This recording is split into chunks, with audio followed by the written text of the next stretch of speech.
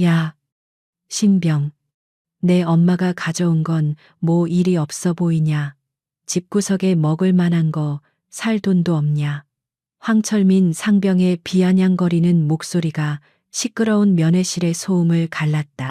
그의 입가에는 경멸적인 미소가 걸려 있었고 그 시선은 갓 20살을 넘긴 김민준 이병과 그의 어머니 박수진 여사가 앉아 있는 테이블에 고정되어 있었다. 주말에 27사단 면회실은 언제나처럼 인파로 북적였다. 오랜만에 만난 가족과 연인들의 웃음소리, 아이들의 제잘거림이 공간을 가득 메웠지만 유독 김민준 이병의 테이블 주위만은 공기가 차갑게 얼어붙어 있었다. 민준은 고개를 푹 숙인 채 주먹을 꽉 쥐고 있었다. 어깨는 잔뜩 움츠러들어 있었고 당장이라도 이 자리에서 사라지고 싶다는 감정이 역력했다. 그의 맞은편에 앉은 어머니 박수진 여사는 평범하다 못해 다소 초라해 보이는 행색이었다. 세월의 흔적이 엿보이는 낡은 카디건에 시장에서 샀을 법한 바지, 화장기 없는 얼굴에는 아들을 향한 애정과 함께 삶의 고단함이 묻어 있었다. 그녀는 아들을 위해 밤새 준비했을 음식들을 조심스럽게 꺼내 테이블 위에 놓고 있었다. 황상병은 마치 먹이를 발견한 하이에나처럼 어슬렁거리며 다가왔다. 그의 뒤에는 비슷한 부류의 선임병 2명이 키득거리며 따르고 있었다. 그는 부대 내에서 악질로 소문난 인물이었다. 특히 갓 들어온 신병들을 괴롭히며 자신의 존재감을 확인하는 것을 즐겼고 민주는 그의 주된 표적 중 하나였다. 이게 뭐야, 김밥이야. 정성이 갸륵하네. 근데 요즘 세상에 누가 면회 와서 이런 촌스러운 걸 먹냐. 황상병은 젓가락으로 김밥 하나를 집어들고는 마치 벌레를 보는 듯한 표정으로 이리저리 흔들었다. 그의 조롱 섞인 말투에 주변의 몇몇 사람들이 힐끔거렸지만 누구 하나 감히 나서지 못했다. 군대라는 특수한 공간에서 계급은 곧 법이었다. 박수진 여사는 그저 온화한 미소를 지으며 입을 열었다. 아들이 제가 만든 김밥을 제일 좋아해서요. 군인 아저씨들도 맛이라도 좀 보시겠어요. 그녀의 목소리는 부드럽고 차분했다. 상황을 악화시키고 싶지 않은 그저 평범한 어머니의 마음에서 우러나온 말이었다. 하지만 그 평범함이 황상병의 오만함을 더욱 부채질했다. 됐습니다. 어머님, 이런 싸구려 음식을 먹으면 배탈이라도 날 것 같아서요. 안 그렇냐? 얘들아, 그의 말에 뒤따르던 병사들이 과장되게 웃음을 터뜨렸다. 그들의 웃음소리는 민준의 가슴에 비수처럼 꽂혔다. 어머니가 자신 때문에 이런 수모를 겪고 있다는 사실에 피가 거꾸로 솟는 것 같았다. 하지만 그는 아무것도 할 수 없었다. 상병님, 제발 그만해 주십시오. 민준이 간신히 쥐어짜낸 목소리는 모기 소리만큼이나 작았다. 그 작은 저항에 황상병의 눈썹이 꿈틀했다. 그는 들고 있던 김밥을 테이블 위로 아무렇게나 던지듯 내려놓았다. 김밥 옆구리가 터져 밥알이 흩어졌다. 뭐라고, 이 새끼가 군기가 빠졌나. 어디서 감히 선임한테 말대꾸야. 험악한 분위기가 조성되자 박수진 여사가 조용히 자리에서 일어났다. 그녀는 민준의 어깨를 가볍게 누르며 다시 앉혔다. 그리고는 황상병을 향해 고개를 살짝 숙였다. 미안합니다. 제 아들이 아직 군 생활에 익숙하지 않아서 실수를 했나 봅니다. 너그러이 용서해 주십시오. 그녀의 태도는 한없이 공손했고 자신을 낮추고 있었다.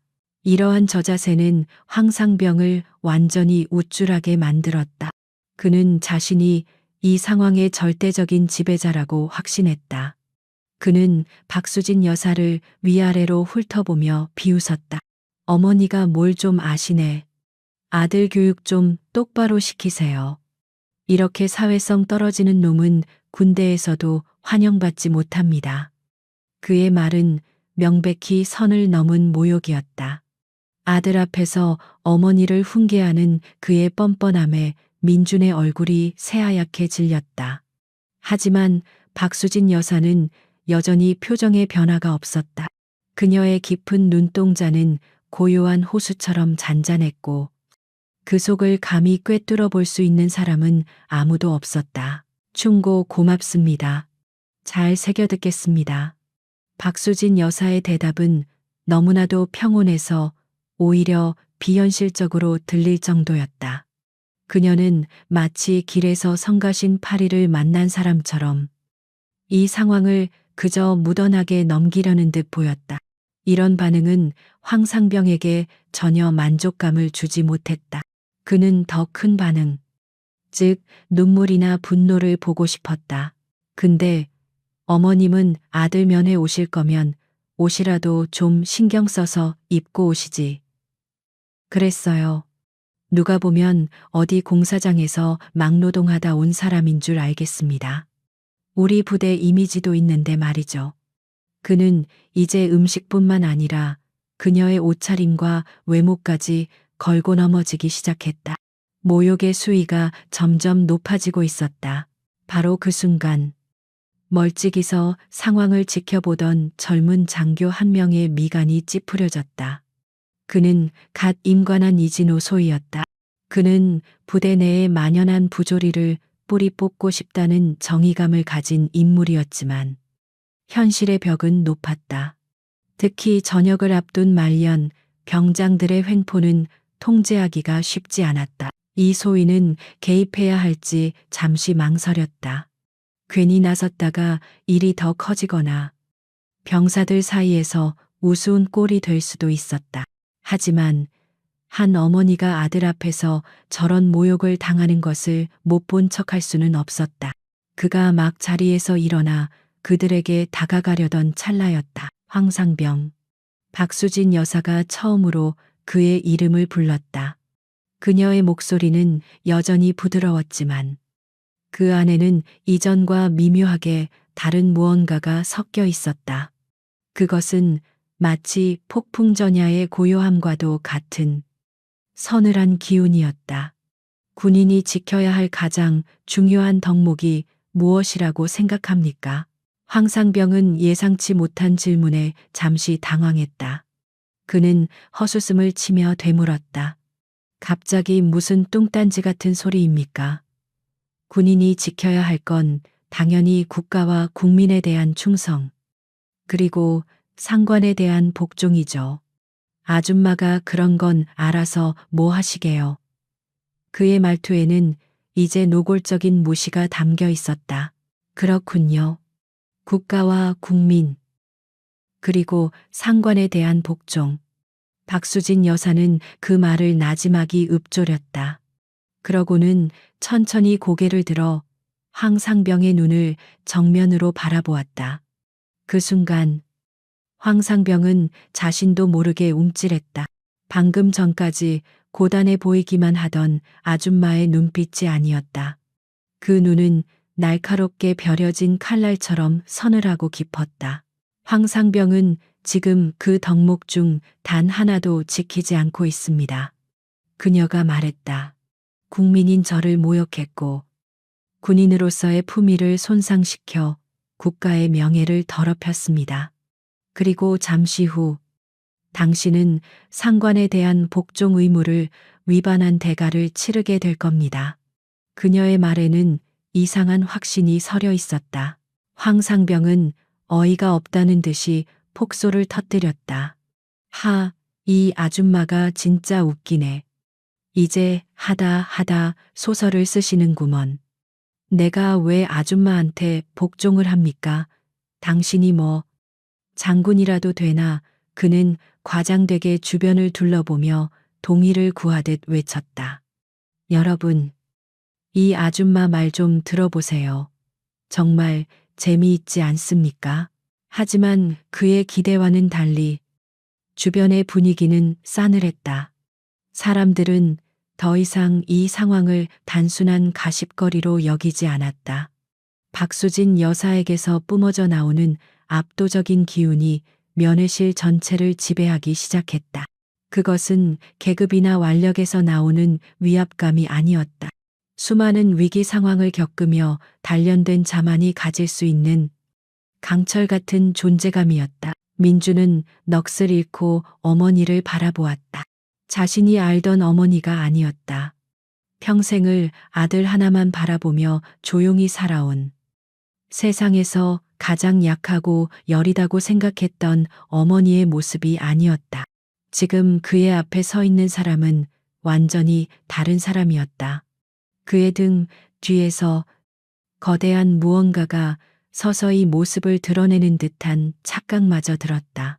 황상병은 본능적인 위기감을 느꼈지만 이미 너무 멀리 와버렸다. 그는 여기서 물러서면 자신의 위신이 떨어진다고 생각했다. 그는 이성을 잃고 마지막 허세를 부렸다. 시끄럽고, 아들이나 데리고 당장 꺼지쇼. 다시는 우리 부대에 얼씬도 하지 마시고. 재수 없으니까. 박수진 여사는 더 이상 대꾸하지 않았다. 그녀는 그저 조용히 황상병을 응시했다. 그 침묵은 그 어떤 고함보다도 더 무겁게 황상병의 어깨를 짓눌렀다. 시간은 느리게 흘러갔고 면회실의 모든 사람들은 숨을 죽인 채 두 사람을 지켜보고 있었다. 곧이어 벌어질 일을 그 누구도 상상하지 못한 채 황철민 상병은 박수진 여사의 침묵을 승리로 착각했다. 그의 오만한 얼굴에 비열한 미소가 한가득 번졌다. 그는 이 보잘것없는 가족 앞에서 자신의 권력이 얼마나 막강한지 충분히 보여주었다고 생각했다. 이제 마지막으로 쐐기를 박아 이들을 완전히 굴복시킬 차례였다. 그는 의도적으로 몸을 돌리면서 테이블 모서리에 놓인 김밥통을 팔꿈치로 강하게 쳤다. 쨍그랑 하는 날카로운 소리와 함께 플라스틱 통이 바닥으로 떨어졌다. 박수진 여사가 아들을 위해 정성껏 싸온 김밥들이 힘없이 나뒹굴며 차갑고 더러운 면회실 바닥 사방으로 흩어졌다. 정갈하게 줄지어 있던 김밥들이 터지고 뭉개지면서 그 안에 담긴 어머니의 사랑과 정성 역시 무참히 짓밟히는 듯했다.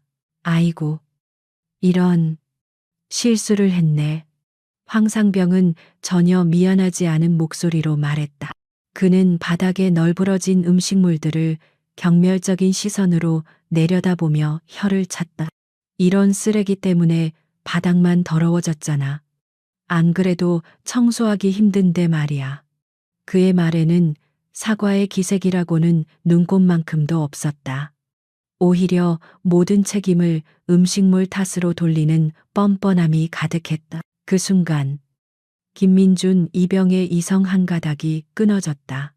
어머니를 향한 언어적 모욕은 참을 수 있었지만 어머니의 정성이 담긴 음식을 쓰레기 취급하며 바닥에 내동댕이 치는 행위는 도저히 용납할 수 없었다. 그의 안에서 무언가 뜨거운 것이 폭발했다. 지금 뭐 하는 겁니까? 당장 사과하십시오. 민주는 자리에서 벌떡 일어나 고함을 질렀다.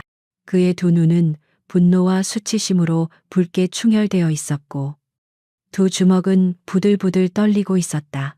생각지도 못한 반항에 황상병의 표정이 험악하게 일그러졌다. 그는 민준에게 성큼성큼 다가가 멱살이라도 잡을 것처럼 위협적인 자세를 취했다. 이등병 주제에 지금 누구한테 소리 지르는 거냐? 여기가 내 놈 안방인 줄 알아. 군대 짬밥 며칠 더 먹었다고 눈에 뵈는 게 없나 보지. 계급을 앞세운 그의 협박에 민주는 순간적으로 얼어붙었다. 분노는 하늘을 찔렀지만 군인이라는 신분이 그의 몸을 올가매는 족쇄처럼 느껴졌다. 주변의 다른 가족들과 병사들은 이 험악한 광경에 시선을 던졌다. 몇몇은 수군거렸고 또 다른 몇몇은 불편한 기색으로 고개를 돌렸다.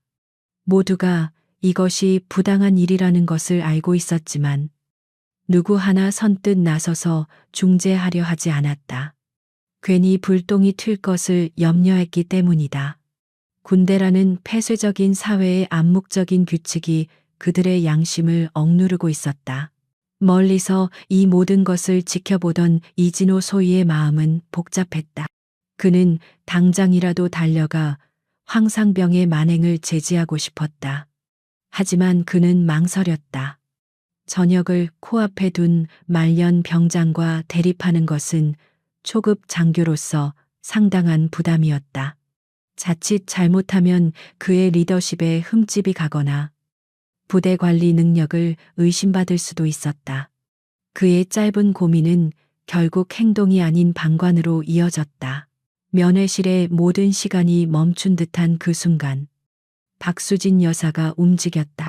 그녀는 고함을 치지도 눈물을 보이지도 않았다. 그저 묵묵히 아주 천천히 무릎을 꿇었다. 그녀의 그 행동에 오히려 주변 사람들이 더 놀랐다. 그녀는 아무렇지 않은 듯 바닥에 흩어진 김밥 조각들을 하나씩 아주 침착하게 집어들기 시작했다. 흙먼지가 묻고 짓밟힌 김밥을 소중한 물건이라도 다루듯 조심스럽게 쓸어 모았다. 그녀의 얼굴에서는 온화함이 사라졌다. 대신 그 자리에는 강철 같은 차가움이 서려 있었다. 깊이를 알 수 없는 그 눈동자는 더 이상 슬픔이나 굴욕을 담고 있지 않았다. 그 안에는 마치 모든 것을 꿰뚫어 보는 듯한 날카로운 빛과 함께 거대한 분노를 극도로 억제하고 있는 듯한 고요함이 자리 잡고 있었다. 그녀의 모든 움직임은 마치 잘 훈련된 군인처럼 절제되고 정확했다. 황상병은 무릎을 꿇고 있는 그녀의 모습을 보며 비웃음을 흘렸다. 진작 그렇게 나올 것이지. 아들 교육 똑바로 시키려면 그 정도 굴욕은 감수해야 하는 거 아니겠어요. 그는 자신이 완벽하게 승리했다고 확신하며 마지막 조롱을 던졌다. 그는 이 초라한 모자가 자신의 발 아래에서 완전히 무너지는 모습을 즐기고 있었다. 한참 동안 바닥에 김밥을 주워 담던 박수진 여사가 천천히 몸을 일으켰다. 그녀는 손에 묻은 먼지를 무심하게 툭툭 털어냈다. 그러고는 고개를 들어 여전히 비웃고 있는 황상병의 눈을 똑바로 응시했다. 그 시선이 마주치는 순간 황상병은 자신도 모르게 등골이 서늘해지는 것을 느꼈다. 그것은 평범한 중년 여성의 눈빛이 아니었다. 마치 먹잇감을 앞에 둔 최상위 포식자의 눈빛과도 같았다. 주변의 소음이 거짓말처럼 잦아들었다. 모두가 숨을 죽이고 그녀의 다음 행동을 지켜보았다. 그녀는 마침내 입을 열었다. 그녀의 목소리는 놀랍도록 차분했지만 그 안에는 얼음장 같은 냉기가 서려 있었다. 군인, 자네는 방금 넘지 말아야 할 선을 넘었네. 그 한마디가 면회실의 공기를 날카롭게 갈랐다. 그것은 애원도, 분노의 표출도 아니었다. 그것은 마치 모든 상황이 끝난 뒤에 내려지는 서늘하고 무거운 최종 판결 선고와도 같았다. 황철민 상병은 그 말의 진짜 의미를 깨닫지 못한 채 본능적인 불길함에 휩싸여 그 자리에 얼어붙었다. 박수진 여사의 서늘한 선고에 황철민 상병은 잠시 말문이 막혔다. 그는 본능적으로 위험을 감지했지만 그의 오만함은 그 경고를 애써 무시했다. 고작 허름한 옷차림의 아줌마에게서 뿜어져 나오는 위압감 따위에 굴복할 수는 없었다. 그는 헛웃음을 터뜨리며 상황을 다시 자신의 통제하에 두려 했었다. 선을 넘어, 하 아줌마. 지금 저한테 협박이라도 하시는 겁니까? 당신이 뭔데 감히 군인한테 선을 운운하십니까? 그의 목소리는 과장되게 컸지만 자세히 들어보면 미세한 떨림이 섞여 있었다. 그는 애써 태연한 척하며 그녀를 손가락으로 가리켰다. 당신이 내 상관이기라도 해. 아니면 뭐 국방부 장관이라도 되시나 어디서 주워들은 군대 용어 몇 마디 안다고 군인 행세라도 하려는 모양인데 사람 잘못 골랐습니다. 그는 이 상황을 그저 우스꽝스러운 해프닝으로 치부하며 자신의 위신을 지키려 발버둥쳤다. 하지만 박수진 여사는 그의 조롱에 전혀 반응하지 않았다. 그녀는 더 이상 평범하고 선량한 어머니가 아니었다. 그녀의 어깨가 미세하게 펴지고 턱이 살짝 들렸다. 그 작은 변화만으로도 그녀의 전체적인 분위기는 180도 달라졌다.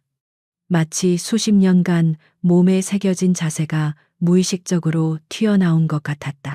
그녀의 시선은 더 이상 황상병의 눈을 향하지 않았다. 대신 마치 그의 머리 뒤에 있는 무언가를 꿰뚫어 보는 듯 더 멀고 높은 곳을 향해 있었다. 그리고 그녀의 목소리가 다시 한번 면회실의 공기를 갈랐다.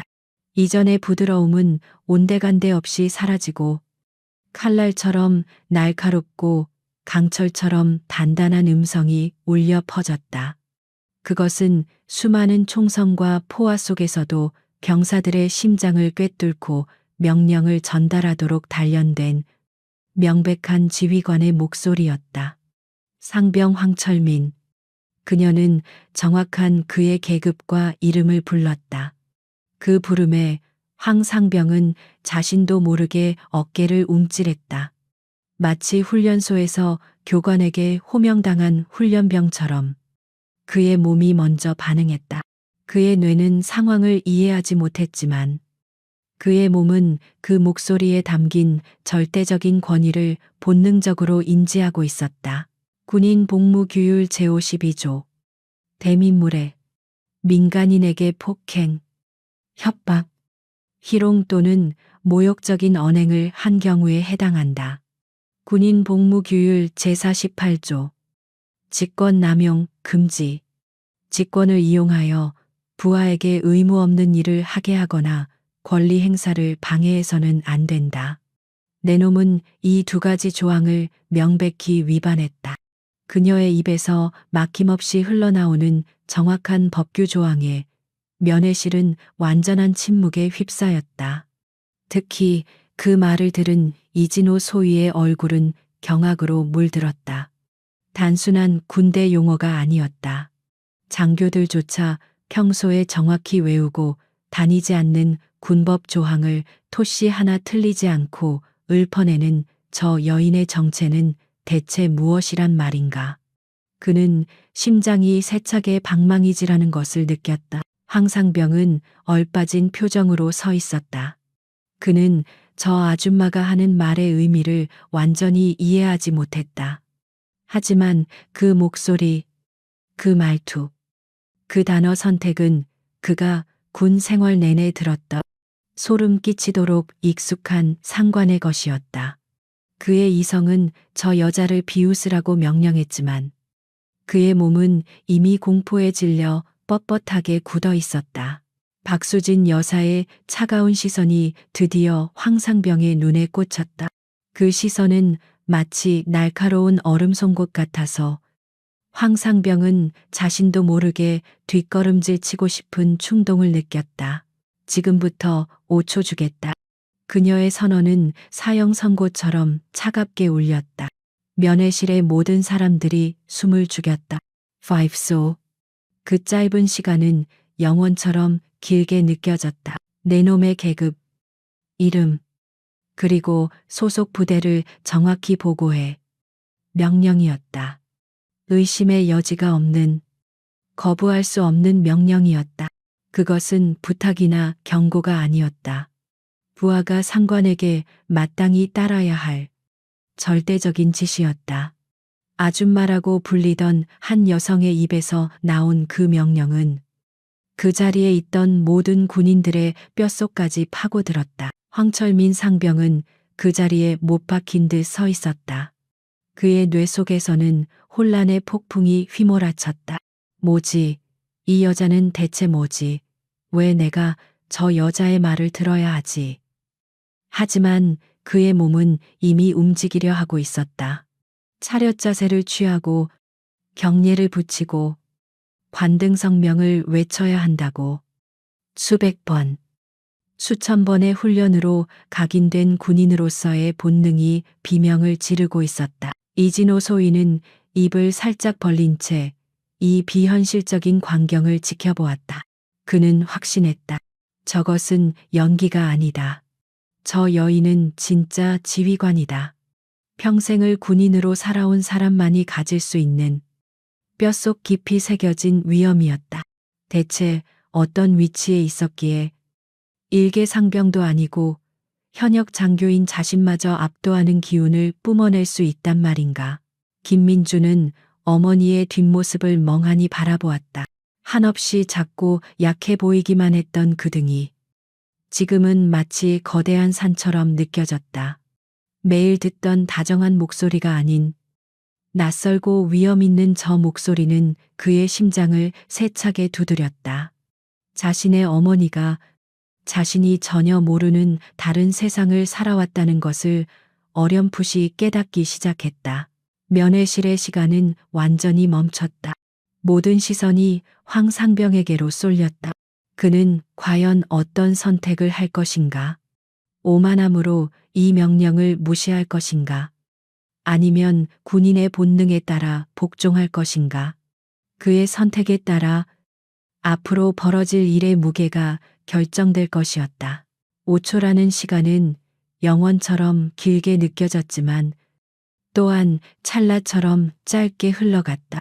황철민 상병의 머릿속은 새하얗게 비어 있었다.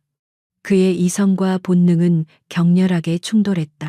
이성은 저 미친 여자를 무시하고 당장 헌병대에 신고해야 한다고 소리쳤지만 군인으로서의 본능은 그 자리에 부동자세로 서서 관등성명을 외쳐야 한다고 비명을 질렀다. 그의 등줄기에서 식은땀 한 방울이 흘러내렸다. 결국 그의 지독한 오만함이 본능을 억눌렀다. 여기서 굴복하는 순간 그는 이 면회실에 있는 모든 사람들 앞에서 웃음거리가 될 터였다. 그는 자신의 남은 군 생활과 사회에 나가서까지 이어질 자존심을 지켜야 했다. 황상병은 마른 입술을 혀로 축이고는 경멸과 조롱이 가득 담긴 웃음을 억지로 터뜨렸다. 하, 이 아줌마가 진짜 연기 하나는 기가 막히네. 어디 연극 동아리라도 나오셨나 봐요.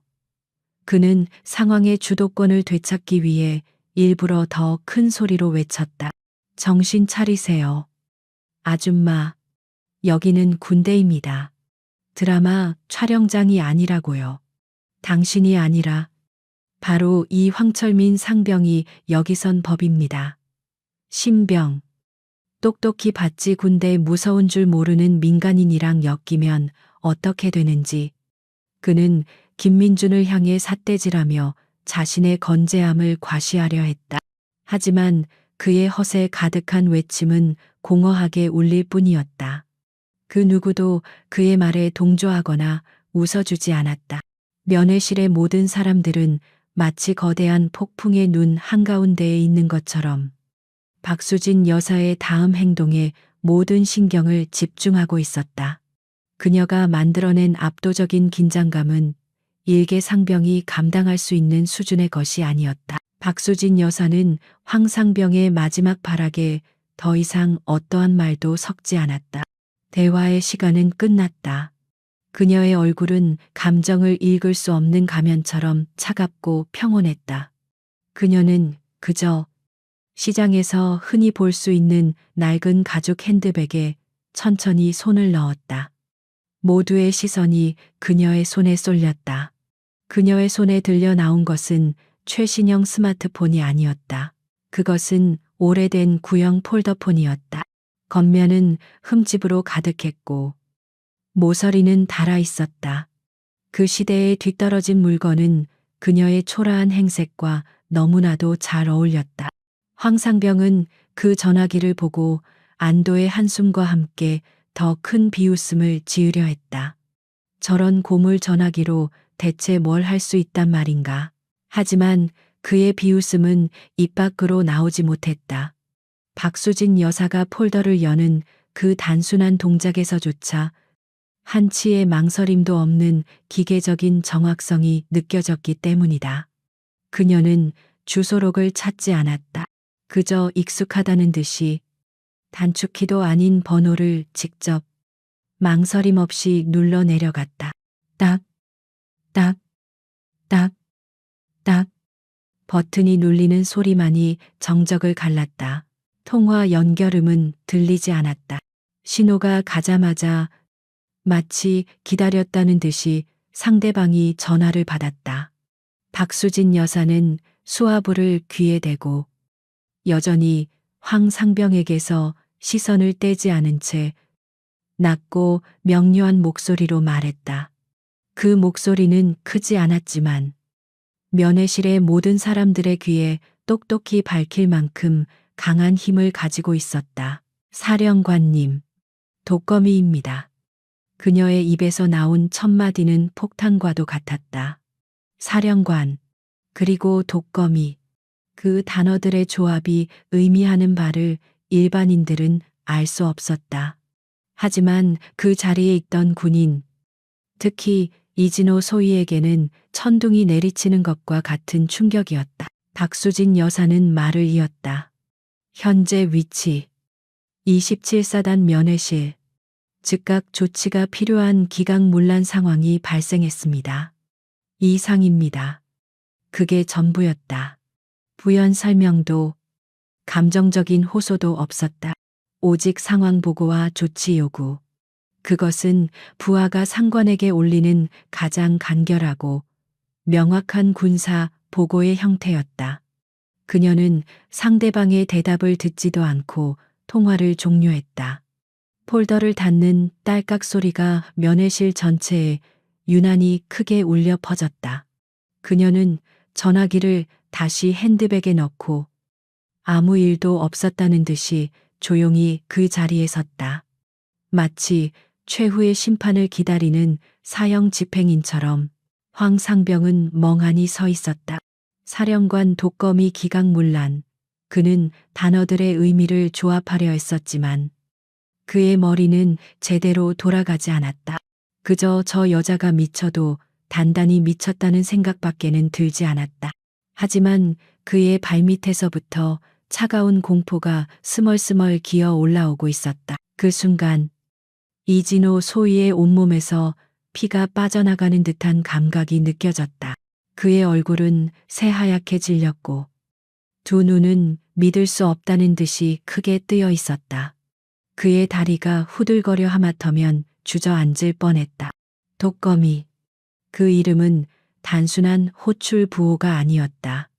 그것은 대한민국 국군, 그 중에서도 최정예 특수부대 내에서만 비밀리에 전해져 내려오는 살아있는 전설의 이름이었다. 독거미는 유령이었다.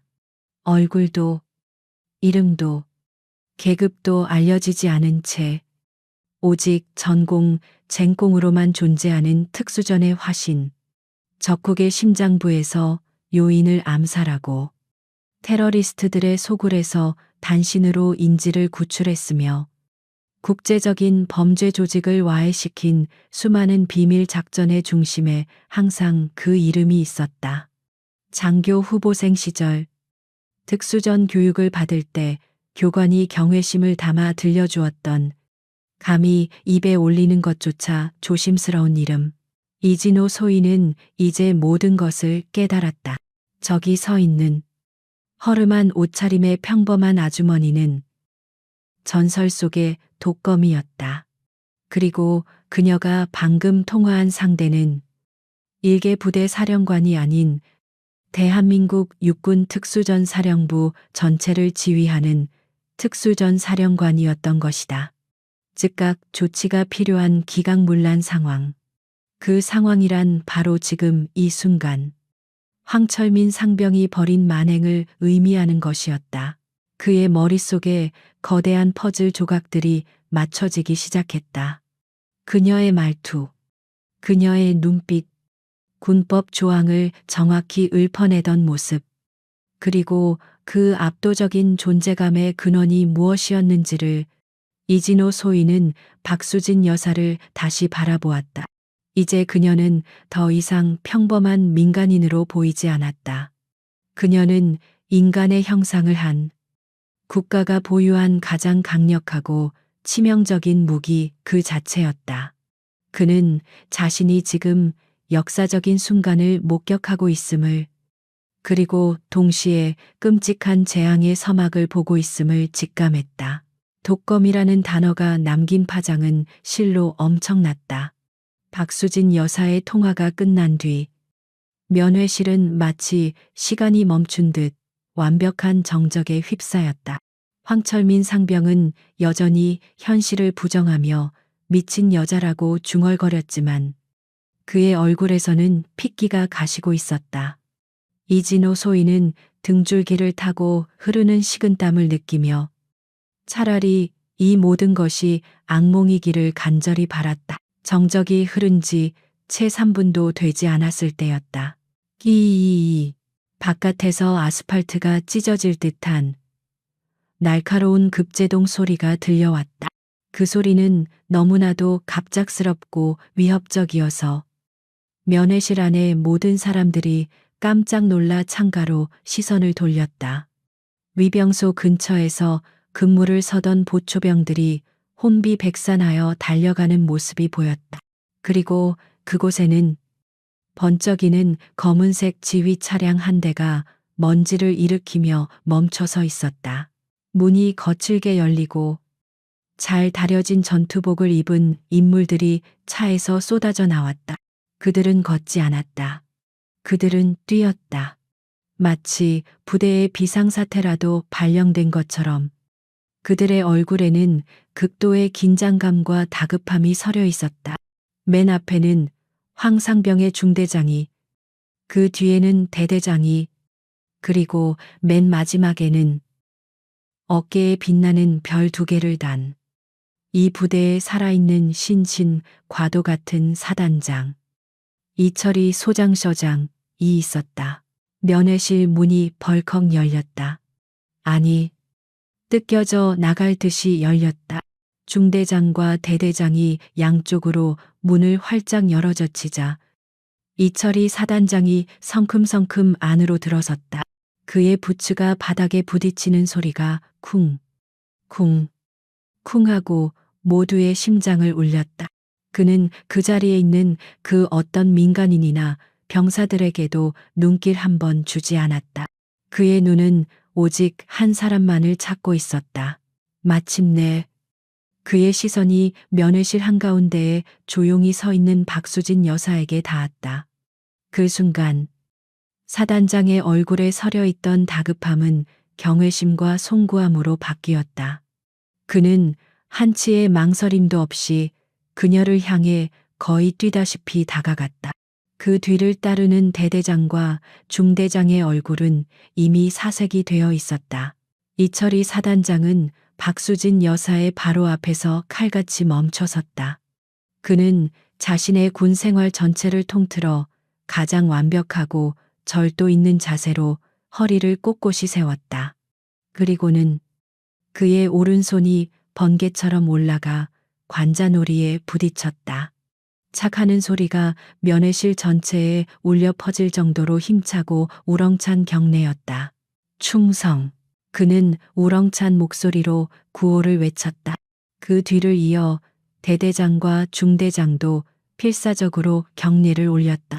사단장이 직접 경례를 하는 그 누구도 평생 한번 볼까 말까 한 그 광경에 모든 사람들이 얼어붙었다.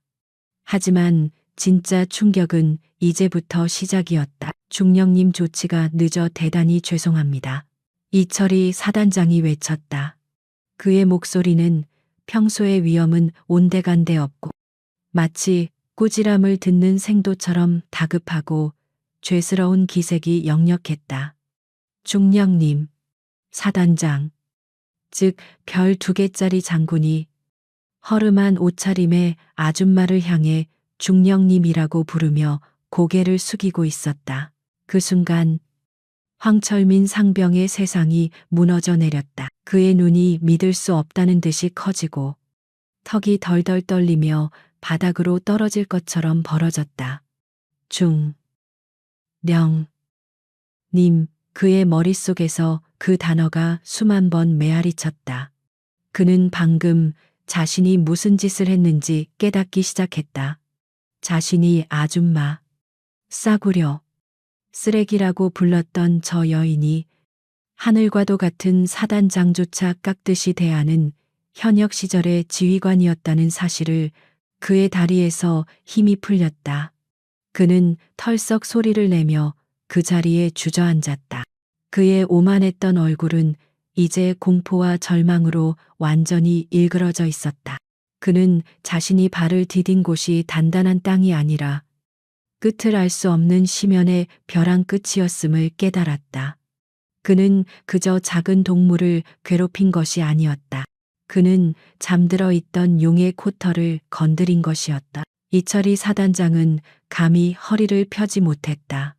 그의 뒤에 서 있던 대대장과 중대장은 이미 유령이라도 본 사람들처럼 얼굴이 새하얗게 질려 있었다. 면회실의 모든 사람들은 이 비현실적인 광경 앞에서 숨쉬는 것조차 잊어버렸다. 사단장이 중령님이라고 부른 순간부터 이 사건은 더 이상 단순한 병사 간의 다툼이나 민간인과의 마찰이 아니었다. 그것은 군의 근간을 뒤흔드는 거대한 태풍의 서막이었다. 박수진 여사는 여전히 평온한 표정이었다. 그녀는 자신을 향해 깍듯이 경례를 붙이는 사단장을 향해 가볍게 목례를 했다. 군복을 입고 있지 않은 그녀는 경례를 받을 수 없었기 때문이다. 그 작은 몸짓 하나에도 군인으로서의 오랜 규율과 습관이 배어 있었다. 오랜만입니다. 이 장군, 이렇게 보게 될 줄은 몰랐군요. 그녀의 목소리는 낮고 차분했다. 마치 오랜만에 만난 후배를 대하는 듯한 말투였다. 제가 부덕한 탓에 중령님께 이런 험한 꼴을 보이게 되었습니다. 100번 사죄해도 모자랄 따름입니다. 이철이 사단장은 진심으로 송구스러운 표정을 지었다. 그는 힐끗 바닥에 주저앉아 넋이 나간 황상병과 그 주위에 흩어진 김밥 조각들을 보았다. 그의 눈에서 분노의 불꽃이 이글거렸다. 저놈이 감히 누구 앞에서 군기를 운운했는지 제 눈으로 보고도 믿기지가 않습니다. 그는 뒤에 서 있던 대대장을 향해 고함을 질렀다. 자네는 지금껏 부대 관리를 어떻게 한 건가? 우리 27사단이 언제부터 이런 쓰레기 같은 놈들을 키우는 곳이 되었나? 대대장의 어깨가 움찔했다. 그는 당장이라도 땅속으로 기어 들어가고 싶은 심정이었다. 하지만 그가 뭐라고 변명하기도 전에 박수진 여사가 조용히 손을 들어 사단장을 제지했다. 이 장군의 잘못이 아닙니다. 어느 조직에나 썩은 사과는 있기 마련이지요. 중요한 것은 그 썩은 사과를 어떻게 도려내느냐 하는 겁니다. 그녀의 말에 이철이 사단장은 다시 고개를 숙였다. 명심하겠습니다.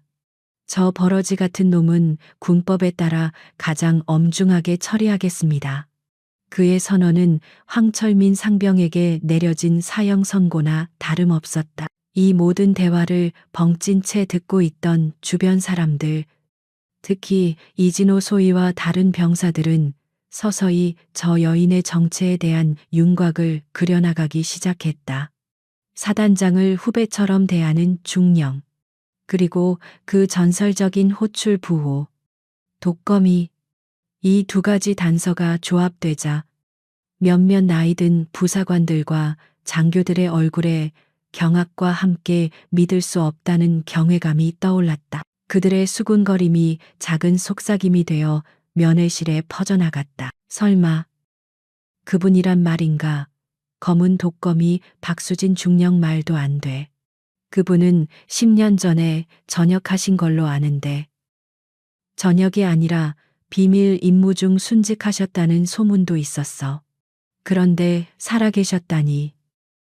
이진호 소인은 그 속삭임들을 들으며 온몸에 소름이 돋는 것을 느꼈다. 검은 독거미 박수진.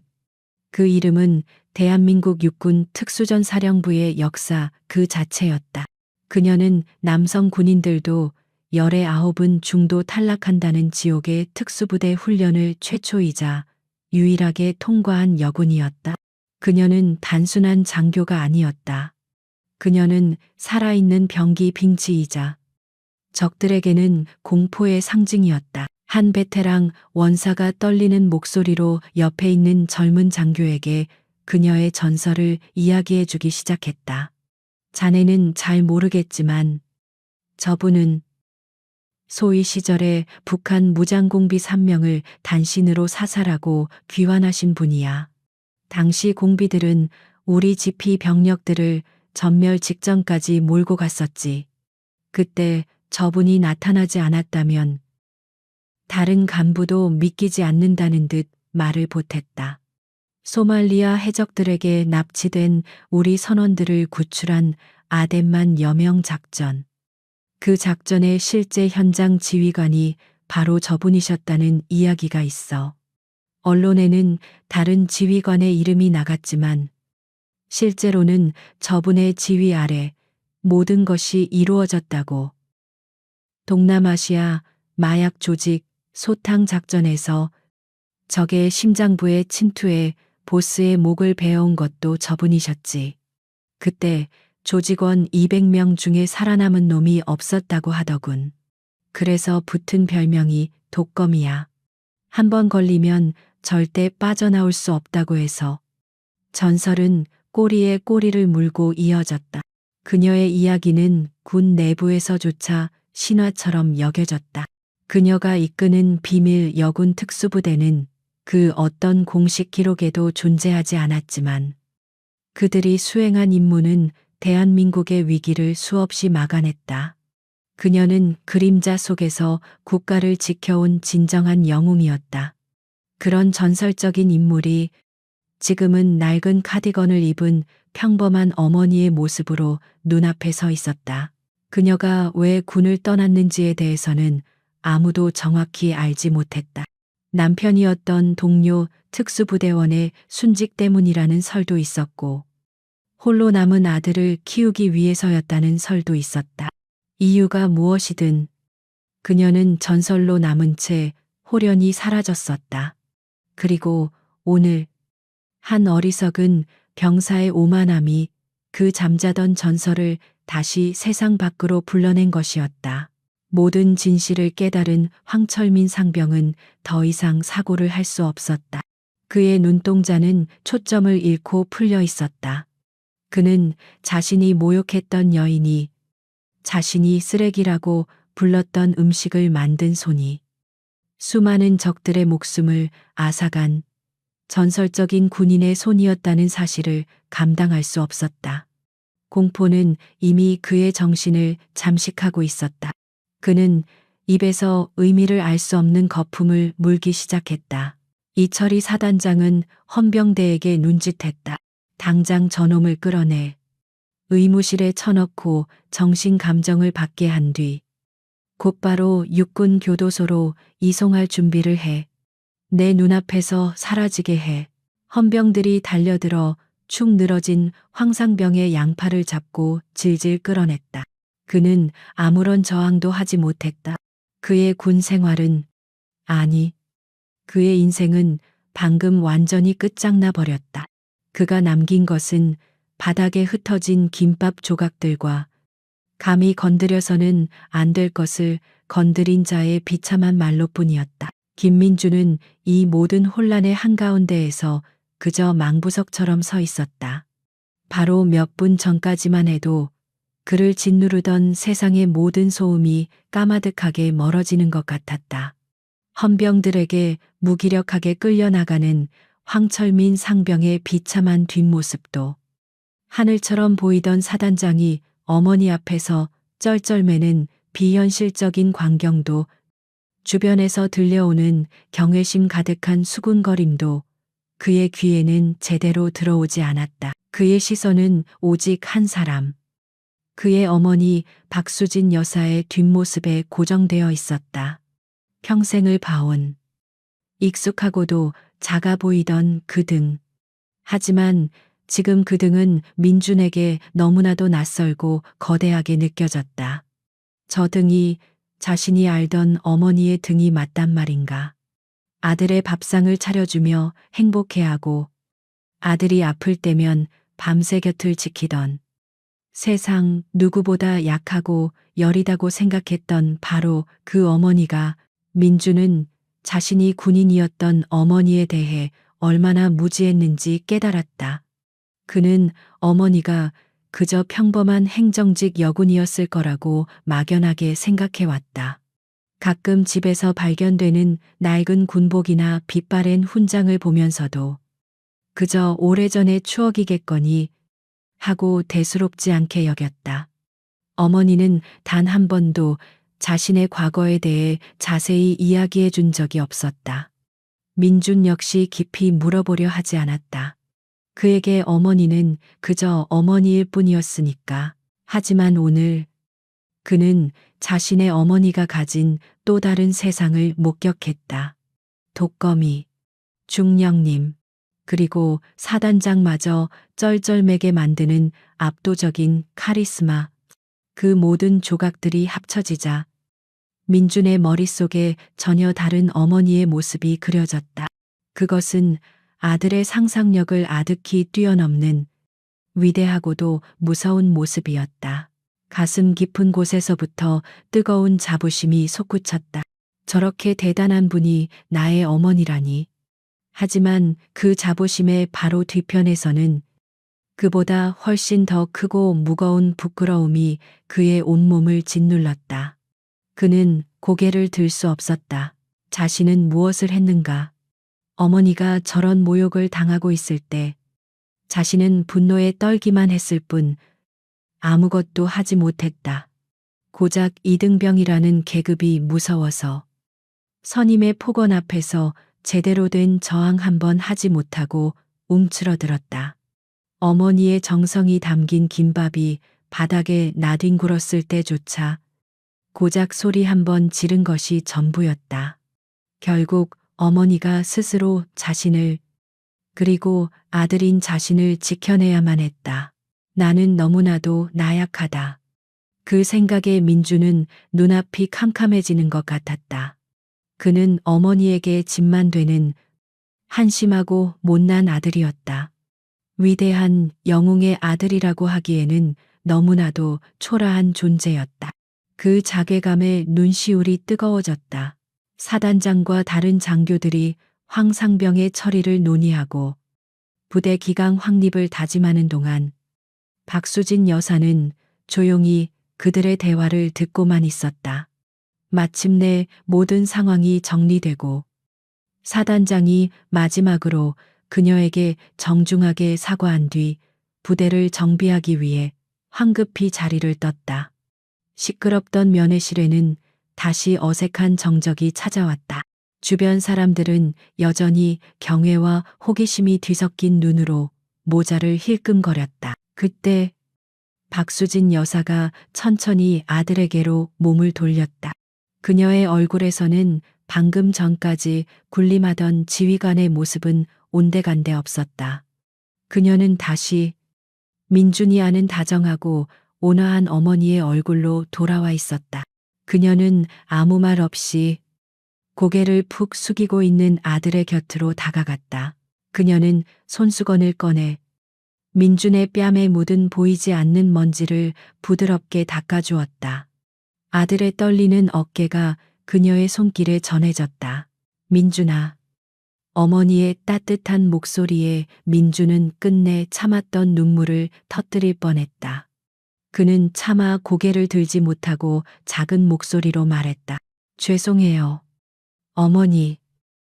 제가 너무 한심해서 지켜드리지 못해서 죄송해요.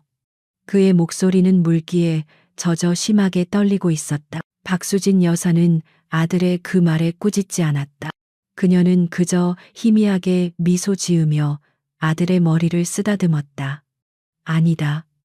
아들아. 너는 한심하지 않아. 그녀는 민준의 턱을 부드럽게 들어올려 자신과 눈을 맞추게 했다.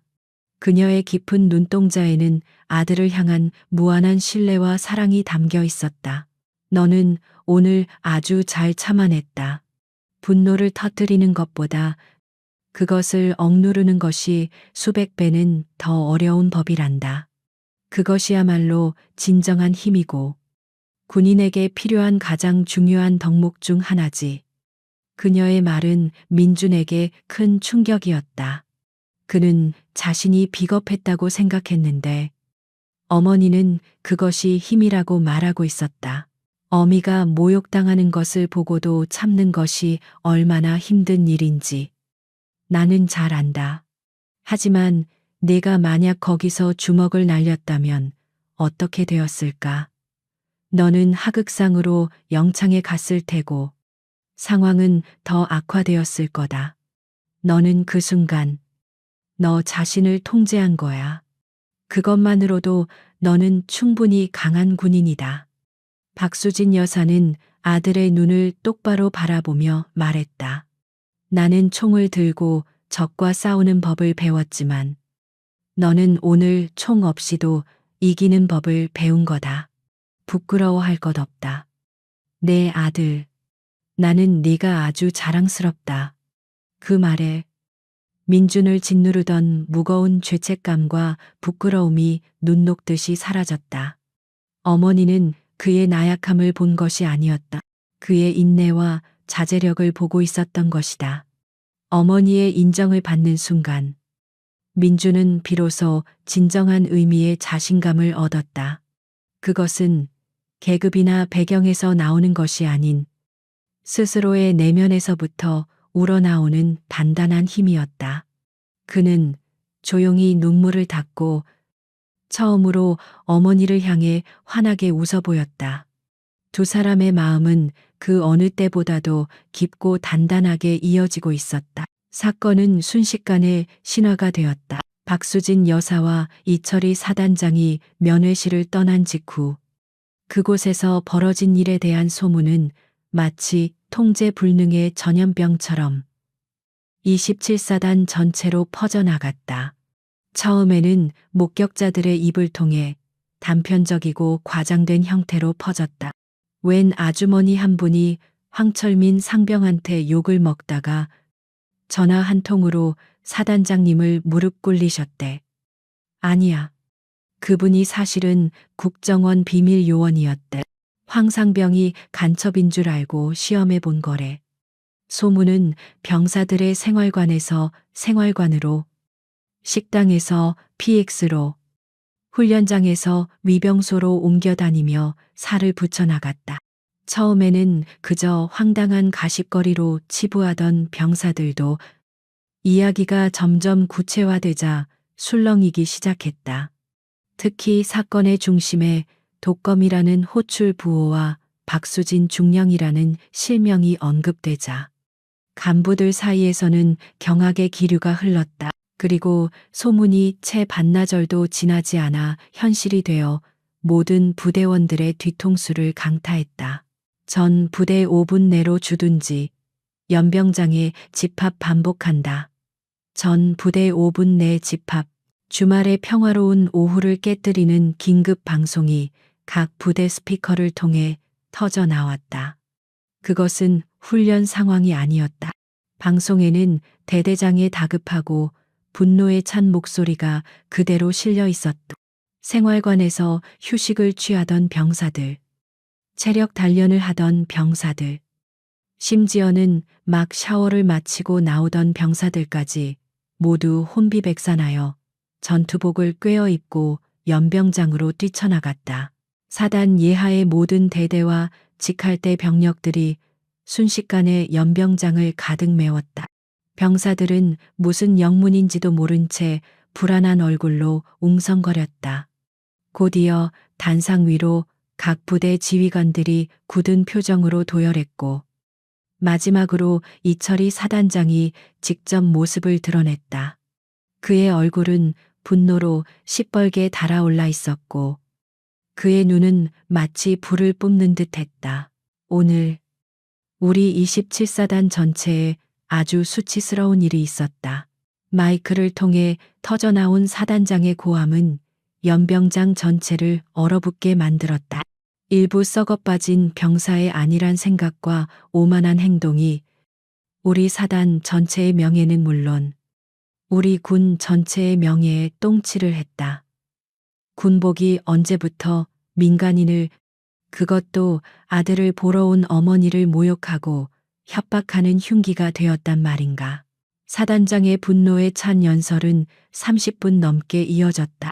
그는 군인의 기본 자세, 대민 관계, 상관과 부하 간의 존중을 목이 터져라 외쳤다. 그는 면회실 사건을 직접적으로 언급하며 황철민 상병의 이름을 똑똑히 거론했다. 그리고 그가 모욕한 대상이 누구였는지에 대해서는 국가에 큰 공을 세운 위대한 선배 전우이자 한 군인의 자랑스러운 어머니라고만 표현했다. 하지만 그 정도로도 충분했다. 사단장의 연설이 끝나고 각 부대로 복귀한 병사들 사이에서는 마침내 모든 소문의 조각들이 맞춰졌다. 나이든 원사들과 행정보급관들이 젊은 병사들을 모아놓고 자신들이 알고 있는 독거미 박수진 중령의 신화적인 이야기를 들려주기 시작했다. 그분은 말이야. 그냥 중령이 아니야. 특수전사령부에 살아있는 전설. 그 자체셨어. 여자의 몸으로 남자들도 버티지 못하는 특수부대 훈련을 수석으로 통과하고 비밀 여성 특임대를 창설해서 이끌던 분이라고. 코드네임 독거미는 적들이 공포에 떨며 붙여준 이름이지. 이야기를 듣는 병사들의 눈은 휘둥그레졌다. 황철민 상병이 건드린 상대가 고작 평범한 아줌마가 아니었다는 사실에 모두가 경악했다. 한편 사건의 주범인 황철민 상병의 운명은 사단 전체의 가장 큰 관심사가 되었다. 그는 그날 밤 바로 국군 수도병원 폐쇄병동으로 이송되었다. 극심한 정신적 충격으로 정상적인 조사가 불가능하다는 판단 때문이었다. 하지만 그것은 배려가 아니었다. 헌병대는 그의 병실 앞을 24시간 지켰고 그의 상태가 조금이라도 호전되는 즉시 육군 중앙수사단의 조사를 받게 될 예정이었다. 그에게 적용될 혐의는 단순한 폭행이나 모욕이 아니었다. 상관 모욕, 상관 협박, 직권 남용. 박수진 여사가 비록 전역한 민간인 신분이었지만 군법에서는 그녀와 같은 전설적인 공로를 세운 예비역 장교에 대한 모욕을 현역 상관에 대한 모욕과 거의 동일하게 취급하는 특별 조항이 있었다. 그는 이제 군사재판에 회부되어 남은 군 생활을 교도소에서 보내게 될 운명이었다. 그의 어리석은 오만함이 그의 인생 전체를 삼켜버린 것이었다. 그렇게 27사단에는 하나의 잊을 수 없는 교훈이 새겨졌다. 그것은 절대 겉모습만 보고 사람을 판단하지 말라는 평범한 진리였다. 하지만 이제 그 교훈 뒤에는 언제나 생생한 일화가 따라붙었다. 허름한 옷차림으로 아들의 김밥을 싸와 조용히 미소 짓던 어머니의 모습, 그리고 그 어머니를 향해 충성을 외치며 경례를 붙이던 사단장의 모습, 바닥에 떨어진 김밥을 줍던 그 연약해 보이던 손이 사실은 수많은 적들의 숨통을 끊어놓고 나라를 구한 강철 같은 손이었다는 믿기 힘든 반전의 이야기. 이 이야기는 앞으로 수십 년간 27사단을 거쳐가는 모든 신병들이 듣게 될 전설이 되었고 그 어떤 군기 교육보다도 더 확실하게 그들의 정신을 바로잡아주는 지침이 되었다. 한 달이라는 시간이 흘렀다. 그날의 떠들썩했던 사건은 27사단 내에서 하나의 전설이자 금기처럼 자리 잡았다. 황철민 상병은 국군 교도소로 이송되어 군사 재판을 기다리는 신세가 되었다는 소식만 간간히 들려올 뿐 그의 이름은 부대 내에서 거의 언급되지 않았다. 하지만 그가 남긴 교훈은 모든 병사들과 간부들의 뇌리에 깊이 새겨져 있었다. 쌀쌀한 가을바람이 부는 어느 주말 오후, 낡았지만 깨끗하게 세차된 승용차 한 대가 27사단 위병소 앞에 멈춰섰다. 운전석에서 내린 사람은 바로 박수진 여사였다. 한 달 전과 똑같은 평범하고 수수한 옷차림이었지만 그녀를 맞이하는 부대의 풍경은 완전히 달라져 있었다. 위병소 근무를 서던 병사들은 그녀의 차가 시야에 들어오자마자 마치 감전이라도 된 듯 허리를 꼿꼿이 세우고 부동자세를 취했다. 그녀가 차에서 내리자 위병소 책임자였던 하사가 달려나와 거수경례를 붙였다. 그의 얼굴에는 긴장감과 함께 경외심이 가득했다. 충성 들어가시면 됩니다. 여사님, 그는 90도로 허리를 숙여 길을 안내했다. 박수진 여사는 그저 가볍게 고개를 끄덕여 화답하고는 차를 몰아 부대 안으로 들어갔다. 그녀가 향하는 곳은 한 달 전과 같은 면회실이었다. 하지만 이번에는 면회실 주차장에 차를 세우기도 전에 한 인물이 미리 나와 그녀를 기다리고 있었다. 바로 김민준 이병이 소속된 대대의 대대장이었다. 그는 박수진 여사의 차가 멈추자마자 달려와 직접 차 문을 열어주었다. 오시느라 고생 많으셨습니다. 중령. 아니, 여사님. 미리 연락이라도 주셨으면 부대 앞에서부터 모셨을 텐데요. 대대장은 진심으로 송구스러운 표정으로 말했다.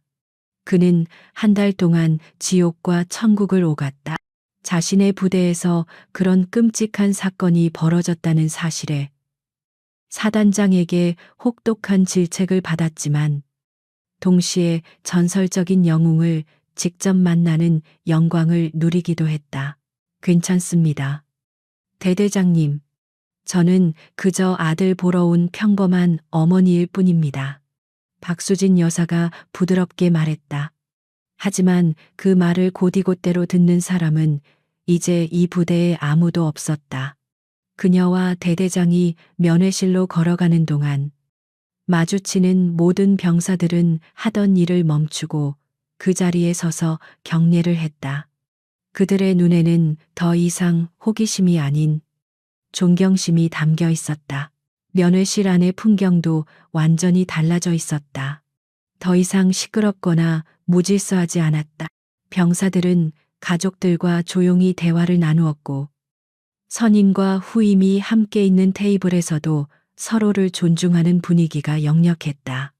부대 전체를 휩쓴 고강도의 기강 확립 교육과 황철민 사건이라는 확실한 본보기는 썩어 빠진 병영 문화를 뿌리부터 바꾸어 놓았다.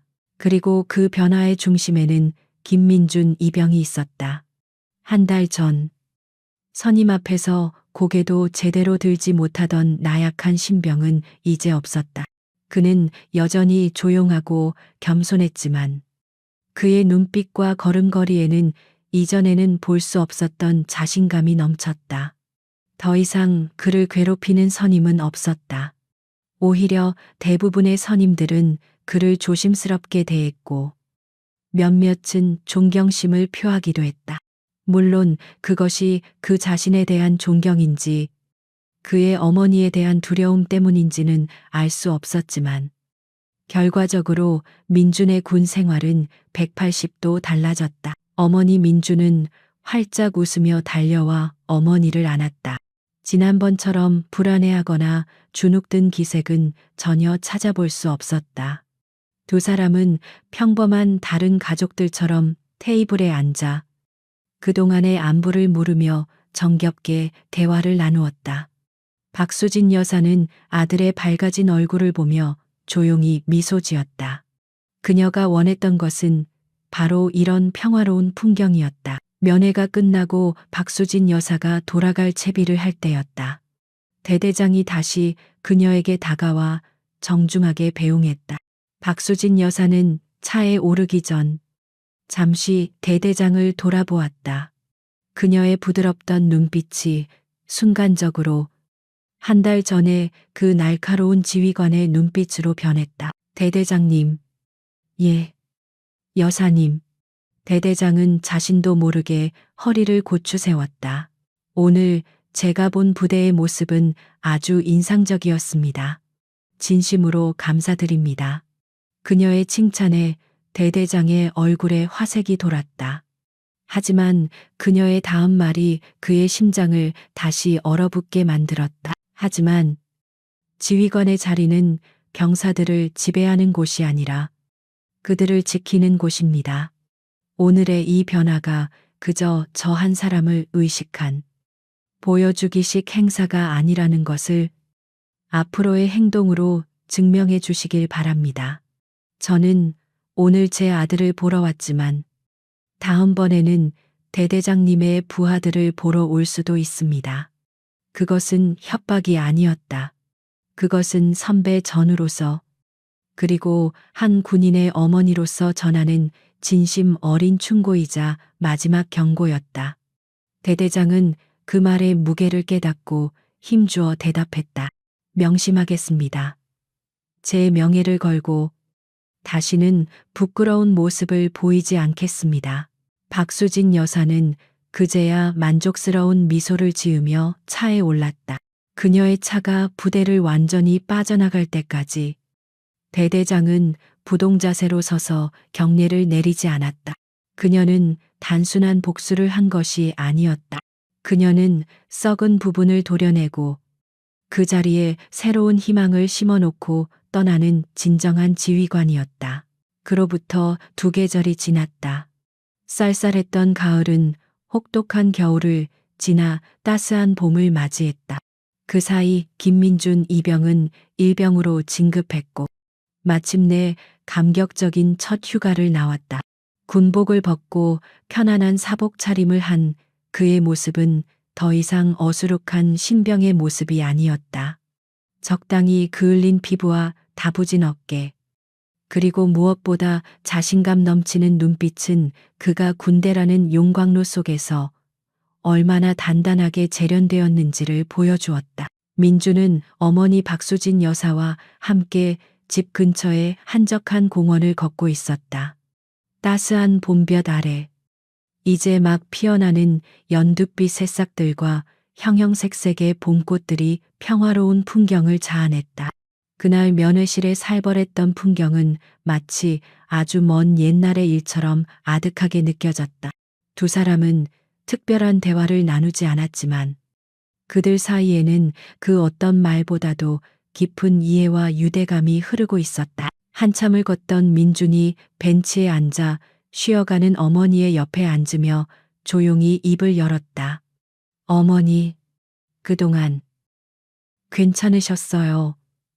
그의 질문에는 많은 의미가 담겨 있었다. 그날 이후로 혹시 군에서 다시 연락이 오지는 않았는지, 불필요한 관심을 받게 된 것은 아닌지에 대한 아들의 걱정이었다. 박수진 여사는 아들의 마음을 안다는 듯 온화하게 미소 지었다.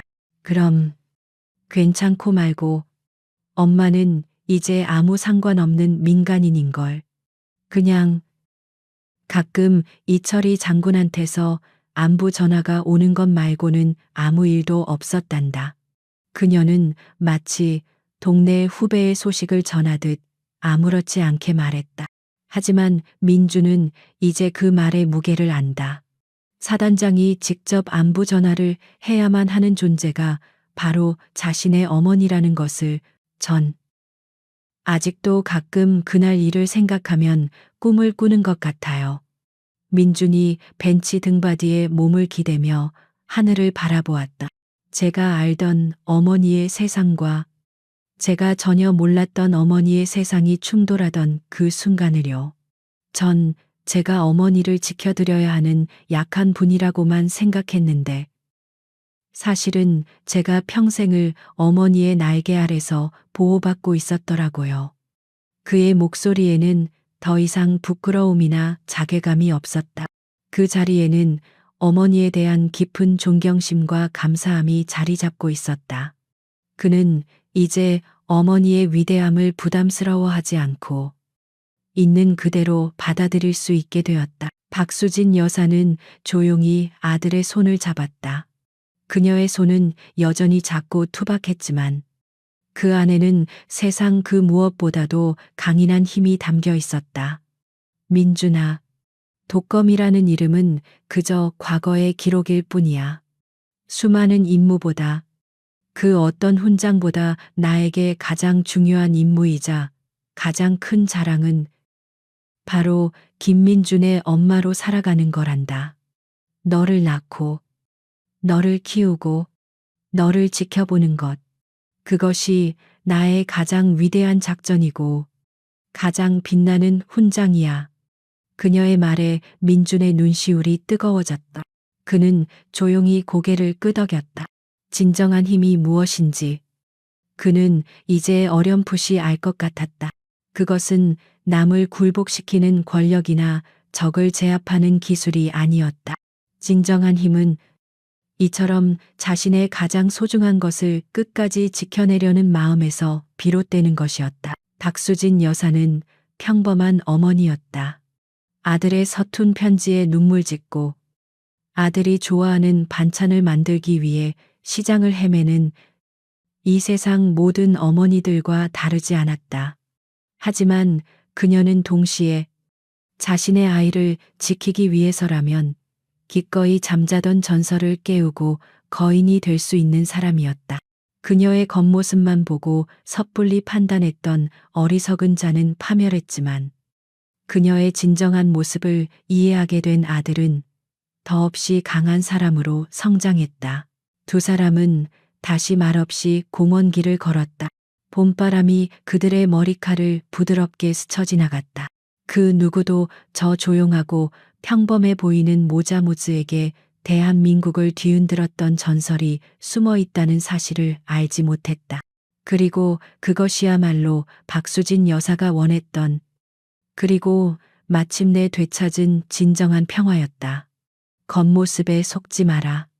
우리 주변의 가장 평범한 얼굴 속에 세상을 구한 영웅이 숨 쉬고 있을지도 모르니 오늘의 이야기는 여기까지입니다. 아들을 위해 잠들어 있던 전설의 힘을 깨운 어머니, 박수진 중령의 이야기는 여러분에게 어떤 감동과 재미를 주었나요? 여러분이 만약 김민준 일병의 입장이었다면 어머니의 진짜 정체를 알게 되었을 때 어떤 기분이 들었을 것 같으신가요? 황철민 상병처럼 겉모습만 보고 다른 사람을 무시했다가 큰 코 다친 경험이 있으신가요? 혹은 우리 주변에 숨어 있는 의외의 영웅을 발견했던 짜릿한 순간이 있었다면 여러분의 소중한 경험을 댓글로 공유해 주세요. 오늘 이야기가 여러분의 마음에 시원한 사이다 같은 통쾌함을 선사했다면 좋아요 버튼을 꾹 눌러주시는 것 잊지 마세요. 그리고 앞으로 펼쳐질 더 흥미진진하고 통쾌한 이야기들을 놓치고 싶지 않으시다면 지금 바로 구독 버튼을 눌러 저희 채널의 가족이 되어주세요. 여러분의 응원이 저희에게는 가장 큰 힘이 됩니다.